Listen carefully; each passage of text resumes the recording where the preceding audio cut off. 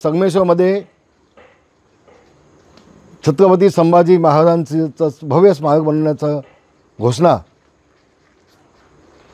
राज्यमंत्री योगेश कदम यांनी केले,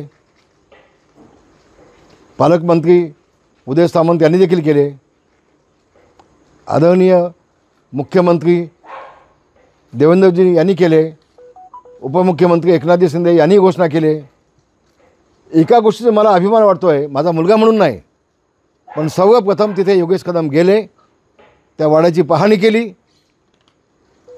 त्या सरदेसाईंना भेटले आणि मला सांगायला अतिशय आनंद होतो, योगेश कदम आणि सरदेसाई मागे त्या वाड्याचे मालक यांच्या 3 मीटिंग झाल्या आणि सरदेसाईंनी योगेश कदम यांना कबूल केले की छत्रपती संभाजी राजेंचं स्मारक बनवण्यासाठी ही जागा मी आपल्याला देतो। याच्यामध्ये पहिलं जे पाऊल उचललं आहे ते योगेश कदमांनी उचललं आहे।